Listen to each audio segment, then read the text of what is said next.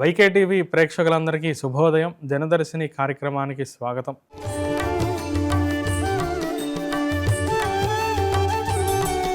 శుక్లాంబరధరం విష్ణుం శశివర్ణం చతుర్భుజం ప్రసన్నవదనం ధ్యాయేత్ సర్వవిఘ్నోపశాంతయే. నమస్తే శారదే దేవి సరస్వతిమతిప్రదే రసత్వం మమ జిహ్వాగ్రే సర్వవిద్యా ప్రదా భవ. కురవే సర్వలోకానాం భిషజే భవరోగిణాం నిధయే సర్వవిద్యానాం దక్షిణామూర్తయే నమః. ఆదిత్యాయ చ సోమాయ మంగళాయ బుధాయ చ గురుశుక్రశనిభ్యశ్చ రాహవే కేతవే నమః. 28వ తారీఖు నవంబర్ నెల ఇవాళ రోజున ఉన్నటువంటి పంచాంగ విశేష అంశాలు తెలుసుకుందాం. నవంబర్ 28వ తారీఖు మార్గశిర మాసం శుక్లపక్షం అష్టమి తిథి రాత్రి తెల్లవారితే 12:16 వరకు ఉన్నది. శుక్రవారం శతభిష నక్షత్రం రాత్రి తెల్లవారితే 2:48 వరకు ఉన్నది. వ్యాఘాత యోగం మధ్యాహ్నం 11 గంటల 2 నిమిషాల వరకు. విష్టికరణం మనకి మధ్యాహ్నం 12:29 వరకు. భవకరణం రాత్రి తెల్లవారితే 12:16 వరకు ఉన్నది. వర్జ్యం పగలు 9:47 నుంచి 11:25 వరకు. దుర్ముహూర్తం ఉదయం 8:35 నుండి 9:20 వరకు. తిరిగి రెండవ దుర్ముహూర్తం మధ్యాహ్నం 12:18 నుంచి 1 గంట 2 నిమిషాల వరకు. అమృత ఘడియలు రాత్రి 7:30 నుంచి 9 గంటల 8 నిమిషాల వరకు ఉన్నది. విజయవాడ ప్రాంతానికి సూర్యోదయం 6 గంటల 22 నిమిషాలు, సూర్య అస్తమయం 5 గంటల 29 నిమిషాలు. చంద్రోదయం మధ్యాహ్నం 12:27కి, చంద్ర అస్తమయం రాత్రి తెల్లవారితే 12:21కి జరుగుతున్నది. దిన ప్రమాణం 11 గంటల 7 నిమిషాలు.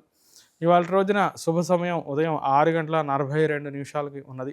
ఇంకా సిజేరియన్కి ప్రిపేర్ అయ్యేటువంటి వారికి ఇవాళ శతభిష నక్షత్రం, ధనుస్సు లగ్నం ఉదయం 7 గంటల 45 నిమిషాల నుంచి 8 గంటల 15 నిమిషాల వరకు అనుకూలంగా కనిపిస్తూ ఉన్నది. ఇవాళ రోజున కాళభైరవాష్టమి, అట్లాగే కాళాష్టమి, అలభ్యయోగం మరియు అనధ్యయనం. పర్వదినం పరంగా చూస్తే కాళభైరవాష్టమి చాలా విశేషమైనటువంటి పర్వదినం అండి. సహజంగా ఈ కాళభైరవుడిని చాలామంది ఉగ్రదేవతగా వ్యవహరిస్తూ ఉంటారు. అయితే ఇక్కడ ఉగ్రత్వం అనేది ఆ దేవత కాకుండా ఆ లక్ష్య సాధన ఏదైతే ఉందో దాని పరంగా ఉంటుంది. అంటే ఆ ఉగ్రదేవత కదా అని మనం సాధనలో ఏమాత్రం భయం అనేది అక్కర్లా. మనకి ఈ శత్రు బాధలు అంటే ఉగ్ర సంబంధమైనటువంటి బాధలు ఏవైతే ఉన్నాయో ఆ బాధలు నివారించడానికి ఈ దేవతగా ఉంటుంది కాబట్టి ఉగ్రదేవత అనే నామంతో వ్యవహరిస్తూ ఉంటారు. అంతేగాని దేవతలో ఏదో ఉగ్రత్వం ఉంటుంది అనేది తప్పు. దేవత ఎప్పుడూ కూడా శాంత స్వరూపంగా ఉంటూ ఉంటుంది. ఈ కాళభైరవ ఆరాధన వల్ల మనకి శత్రు బాధలు తగ్గటం, అట్లాగే ఆరోగ్యపరంగా ఎప్పటి నుంచో దీర్ఘకాలికంగా ఉన్నటువంటి సమస్యల నుండి కూడా మనకి విముక్తి కలగటం అనేది జరుగుతుంది. ఈ కాళభైరవ ఆరాధనతో కుటుంబానికి మంచి రక్ష కూడా లభిస్తూ ఉంటుంది. మరియు జ్ఞాన సాధనకు కూడా కాళభైరవ ఆరాధన మంచి విశేషాన్ని పాటిస్తూ ఉంటుంది. వాళ్ళ రోజున కాళభైరవ అష్టకం అందరూ కూడా పారాయణ చేయండి, మంచి శుభాలు పొందండి, శివానుగ్రహాన్ని పొందగలరు.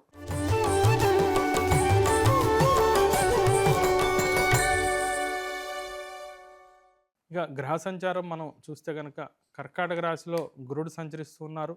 సింహరాశిలో కేతు సంచారం, తులారాశిలో బుధ సంచారం, వృశ్చిక రాశిలో రవి, కుజ, శుక్రులు సంచరిస్తూ ఉన్నారు. మనకి ఇక్కడ కుంభరాశిలో చంద్ర సంచారం మరియు రాహు సంచారం జరుగుతూ ఉన్నది. మీనరాశిలో శని సంచారం జరుగుతూ ఉన్నది.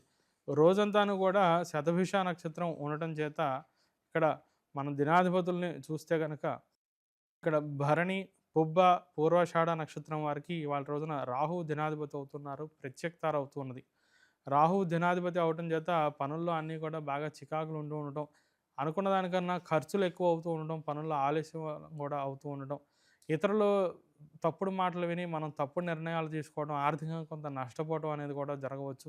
ఏదైనా సరే అనుకున్నటువంటి సన్మార్గం నుంచి తప్పుదోవలో ప్రయాణించే పరిస్థితులు ఎక్కువగా కనిపిస్తూ ఉన్నాయి. కాబట్టి ప్రత్యక్తార కూడా అయి ఉండటం చేత ఇవాళ రోజున రాహు శ్లోకాన్ని పఠించడం, అట్లాగే ఇష్టదైవ ప్రార్థన చేసి ముందడుగు వేయడం అనేది మంచిది. ఇక రోహిణి, హస్త, శ్రవణ నక్షత్రం వారికి చూస్తే కనుక ఇవాళ రోజున విపత్తారైంది. కుజుడు దినాధిపతిగా ఉంటూ ఉన్నారు.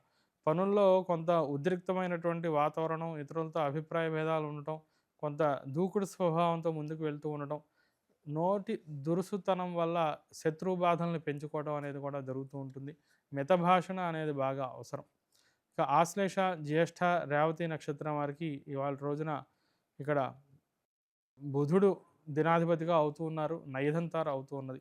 అటు పనుల్లో దైనందిన కార్యక్రమాల్లో కూడా కొంత అలసట లేదా ఆటంకాలు బాగా ఎదురవుతూ ఉంటాయి. పనుల విషయంలో బాగా జాగ్రత్తలు తీసుకోవడం అనేది అవసరం. గ్రహ సంచార పరంగా ద్వాదశ రాశుల యొక్క ఫలితాలు తెలుసుకుందాం. ముందుగా మేషరాశి.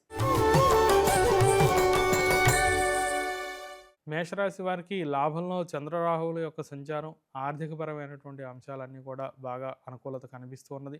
అట్లాగే విదేశీ ప్రయత్నాలు, ఉన్నత విద్య, వ్యాపార సంబంధమైనటువంటి అంశాలన్నింటిలోనూ కూడా కార్యానుకూలత ఉన్నది. ఉద్యోగ వ్యాపార అంశాలు బాగుంటాయి. స్థిరాస్తి కొనుగోలు, కోర్టు వ్యవహార అంశాలన్నింటిలోనూ కూడా మంచి సానుకూలమైనటువంటి వాతావరణం కనిపిస్తున్నది. దైనందిన కార్యక్రమాలన్నీ కూడా చాలా సాఫీగా, సునాయాసంగా సాగిపోవడం వల్ల మంచి ఆనందం కలుగుతూ ఉంటుంది.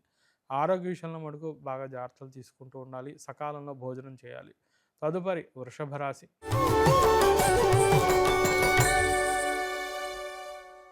వృషభ రాశి వారికి దశమంలో చంద్రరాహువుల యొక్క సంచారం వల్ల ఉద్యోగ వ్యాపారాలలో మంచి శుభవార్తలు వింటూ ఉంటారు. పై అధికారుల నుంచి మంచి ప్రశంసలు లభిస్తూ ఉంటాయి. స్థానచలనానికి మంచి అవకాశాలు కూడా లభిస్తూ ఉంటాయి.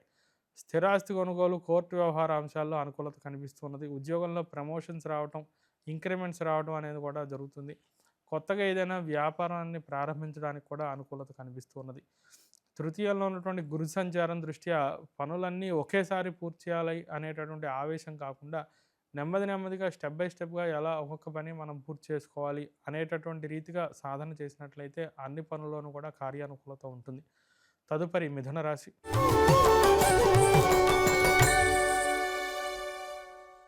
మిథున రాశి వారికి షష్ఠంలో రవి కుజుల యొక్క సంచారం వల్ల కార్యానుకూలత కనిపిస్తూ ఉన్నది. భాగ్యంలో చంద్రరాహువుల యొక్క సంచారం దృష్ట్యా బంధువైరం అనేది పెరుగుతూ ఉంటుంది. మీ యొక్క ఎదుగుదల చూసి తట్టుకోలేక వారు ఈర్ష్యాసూయాలకు గురవుతూ ఉండడం, అట్లాగే ఈ దృష్టి దోషం కూడా బాగా పెరగడం అనేది కనిపిస్తూ ఉన్నది. ప్రతి పనిలోనూ కూడా మీరు మీ పని పూర్తి అయిన తర్వాత వీలైనంత వినమ్రతతో వినయంగా ఉండడం అనేది బాగా అవసరం. బంధువర్గం దగ్గర మనం ఏదో డాంబికంగా అందరికీ మనం చాటి చెప్పుకోవాలి, ఇదేదో సాధించామని అనుకుంటే మటుకు వారి వల్ల కొంత సమస్యలు ఏరుకోరి తెచ్చుకున్న వారు అవుతూ ఉంటారు. మరియు షష్ఠంలో ఉన్నటువంటి శుక్ర సంచారం వల్ల దాంపత్య జీవితంలో కొన్ని సమస్యలు ఎదురవుతూ ఉంటాయి. అభిప్రాయ భేదాలు కూడా పెరుగుతూ ఉంటాయి. మితభాషణ అనేది బాగా అవసరం. తదుపరి కర్కాటక రాశి.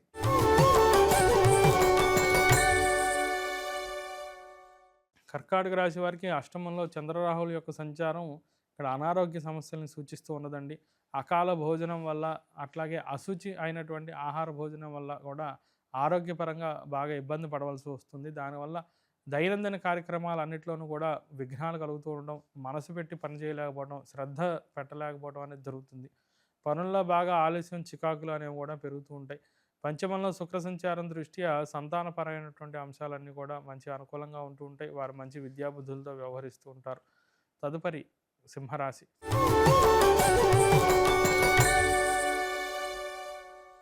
సింహరాశి వారికి సప్తమంలో చంద్రరాహువుల యొక్క సంచారం. ప్రయాణాలు బాగా చేస్తూ ఉంటారు. ప్రయాణాల పరంగా ఖర్చులు కూడా బాగా పెరుగుతూ ఉంటాయి. దైవచింతన మీలో బాగా పెరుగుతూ ఉంటుంది. చతుర్థంలో ఉన్నటువంటి శుక్ర సంచారం వల్ల గృహంలో మరమ్మతులు చేస్తూ ఉండడం, గృహ సంబంధంగా ఏదైనా కొనుగోలు చేయడం అనేది కూడా జరుగుతుంది. వాహన కొనుగోలుకు అనుకూలత కనిపిస్తూ ఉన్నది.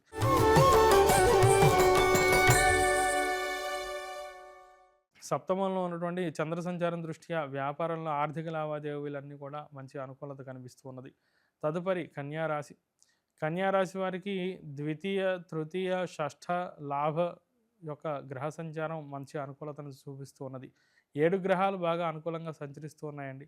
పనులన్నీ కూడా చాలా సునాయాసంగా అయిపోతూ ఉంటాయి. దైనందిన కార్యక్రమాలే కాకుండా భవిష్యత్తుగా మంచి ప్రణాళికలు వేసుకోవటం, లార్జ్ స్కేల్‌గా ఒక విజన్‌ని ఏర్పాటు చేసుకొని లాంగ్ టర్మ్ గోల్స్ ఏర్పాటు చేసుకోవడం, ఫైనాన్షియల్ పరంగా అయినా, కెరీర్ పరంగా అయినా, లేదా విద్యాపరంగా అయినా అన్ని రకమైనటువంటి అంశాలు కూడా మంచి అనుకూలత కనిపిస్తూ ఉన్నది. మీ యొక్క ధైర్య సాహసాలు పెరుగుతుంటాయి. పట్టుదల, పరాక్రమం కూడా పెరుగుతూ ఉంటుంది. ఎటువంటి ఆటంకాలు వచ్చినా కూడా వెనకడుగు వేయకుండా ధైర్యంతో ముందడుగు వేస్తూ ఉంటారు. బంధువర్గం, తోబుట్టువుల యొక్క సహకారం కూడా బాగా లభిస్తూ ఉంటుంది. కొత్త మిత్రుల యొక్క పరిచయం మీకు ఆనందాన్ని కలిగిస్తూ ఉంటుంది. కొత్త పరిచయాల వల్ల ఉద్యోగ వ్యాపారాదుల్లో మంచి అవకాశాలు కూడా చేజిక్కించుకుంటారు. తదుపరి తులారాశి.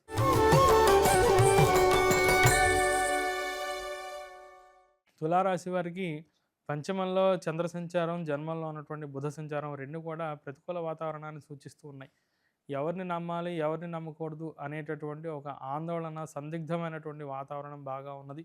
వ్యాపారంలో తొందరపడి నిర్ణయాలు తీసుకోవడం, ఇతరులు ఏదో చెప్పారు కదా అని షేర్ మార్కెట్లో అయినా లేదా ఏదైనా ఇన్వెస్ట్మెంట్లో అయినా సరే ఫ్రెండ్స్ ఎవరో చెప్పారని ఇన్వెస్ట్మెంట్ చేయడం, అదేమో నష్టపోవడం అనేది జరుగుతున్నది.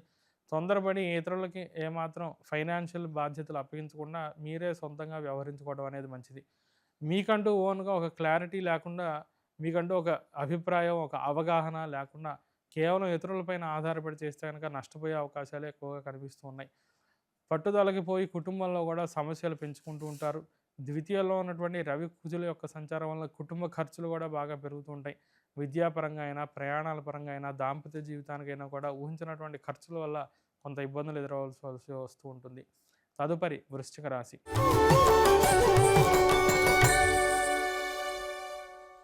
వృశ్చిక రాశి వారికి జన్మంలో ఉన్నటువంటి రవి, కుజ, శుక్రుల యొక్క సంచారం చేత ఒక మిశ్రమ వాతావరణం గమనించవచ్చండి.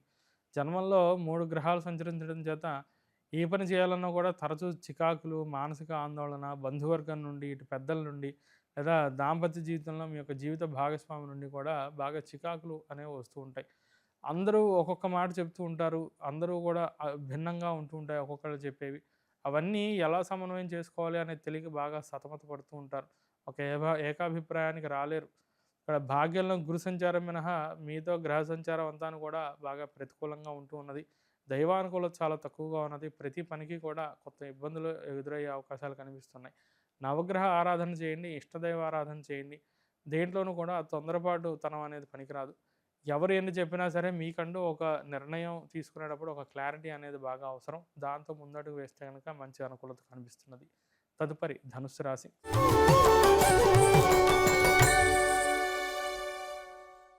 ధనుసు రాశి వారికి తృతీయంలో చంద్రరాహుల యొక్క సంచారం, అట్లాగే లాభంలో ఉన్నటువంటి బుధ సంచారం ఈ 3 కూడా అనుకూలిస్తున్నాయి.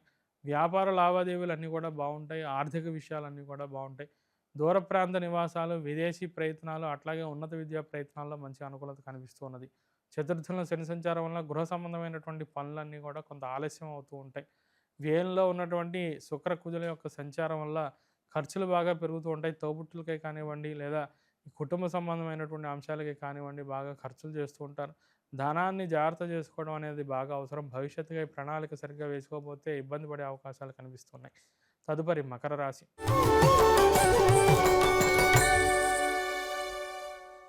మకర రాశి వారికి ద్వితీయంలో ఉన్నటువంటి చంద్రరాహుల యొక్క సంచారం దృష్ట్యా ఒక మానసిక చంచలత్వం అనేది బాగా కనిపిస్తూ ఉన్నది. పనుల్లో కూడా ఆటంకాలు ఎదురవుతూ ఉండడం, ఇతరులతో ఏ విషయంలో అయినా సరే సరిగ్గా మీ యొక్క అభిప్రాయాన్ని క్లియర్‌గా కన్వే చేయలేకపోవటం, అది వారు తప్పుగా అర్థం చేసుకొని మిమ్మల్ని విమర్శ చేయటం, మీ గురించి నీలాపనిందలు బాగా పెరగటం అనేది కూడా గమనించవచ్చు. పనులన్నిట్లోనూ కూడా బాగా ఆలస్యం, విఘ్నాలు అనేవి కనిపిస్తూ ఉన్నాయి. అలాగే ఇతరుల వల్ల మాట పడవలసి రావటం, అపకీర్తి, అపజయం అనేది కూడా బాగా ఉంటూ ఉన్నది. ప్రతి విషయంలోనూ కూడా జాగ్రత్తగా ముందడుగు తీసుకోవడం అనేది మంచిది. అయితే లాభంలో ఉన్నటువంటి రవి, కుజ, శుక్రులు, దశమంలో ఉన్నటువంటి బుధ సంచార రీత్యా వ్యాపార అంశాలు బావుంటాయి. ఆర్థిక విషయాలు బావుంటాయి. ఆర్థికంగా మంచి లాభాలు కూడా చూస్తూ ఉంటారు గతంతో పోలిస్తే. కానీ వచ్చింది వచ్చినట్టల్లా ఖర్చయిపోతూ ఉండటం, తొందరపాటుతనంతో ఆవేశపూరితంగా ఖర్చు చేయటం, దానివల్ల నష్టపోవడం అనేది మటుకు జరుగుతుంది. కాబట్టి ఆ విషయంగా జాగ్రత్తలు తీసుకోండి. తదుపరి కుంభరాశి.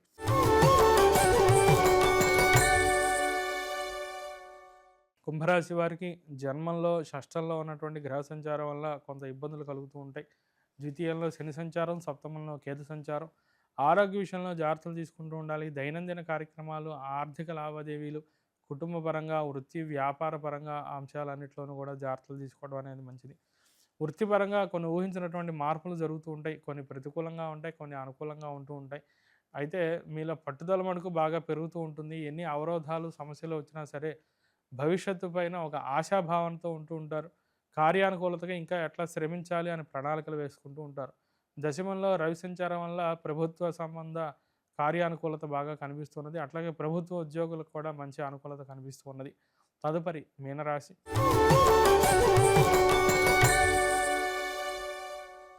మీనరాశి వారికి వ్యయంలో గ్రహ సంచారం, అట్లాగే భాగ్యంలో అధిక గ్రహ సంచారం వల్ల అదృష్టం వచ్చినట్టు వచ్చి ఖర్చు అవ్వబోతూ ఉండడం, వ్యర్థ ఖర్చులు అవ్వటం అనేది గమనించవచ్చు. తెలియకుండా తెలిసి తెలియక జ్ఞానంతో చేసినటువంటి పనుల వల్ల స్వయంకృత అపరాధం వల్ల ఇబ్బందులు పడుతూ ఉంటారు. అయ్యో అనవసరంగా ఈ పని చేశానే అని చింతిస్తూ ఉంటారు. పెద్దల అభిప్రాయం తీసుకుని మనం ముందుకెళ్తే బాగుండేది అనేటువంటి ఒక పశ్చాత్తాపం మీలో కనిపిస్తూ ఉన్నది. భాగ్యంలో ఉన్నటువంటి రవి, కుజ, శుక్రుల యొక్క సంచారం వల్ల కుటుంబ పెద్దల యొక్క ఆరోగ్య విషయంలో జాగ్రత్తలు తీసుకుంటూ ఉండాలి. తోబుట్టువుల నిమిత్తంగా ఆర్థిక స్థిరాస్తి లావాదేవీల్లో కూడా కొంత జాగ్రత్తలు తీసుకోవాలి. అష్టమంలో బుధ సంచారం వల్ల వ్యాపార విషయాలన్నీ కూడా బాగుంటాయి. సొంతంగా వ్యవహరించే అంశాలన్నింటిలోనూ కూడా కార్యానుకూలత కనిపిస్తూ ఉన్నది. జన్మంలో ఉన్నటువంటి శని సంచార దృష్ట్యా పనులన్నిటిలోనూ కూడా ఆవేశం లేకుండా కొంత జాగ్రత్తగా ప్రయత్నంగా చేస్తూ ఉంటే కనుక అనుకూలత కనిపిస్తూ ఉన్నది. మళ్ళీ తిరిగి రేపటి దినదర్శిని కార్యక్రమంలో కలుసుకుందాం. అంతమటుకు సెలవు. స్వస్తి ప్రజాభ్యః పరిపాలయంతాం న్యాయేన మార్గేణ మహిం మహిషాః. గోబ్రాహ్మణేభ్యः శుభమస్తు నిత్యం. లోకాः సమస్తాः సుఖినో భవంతు. హరి ఓం తత్సత్.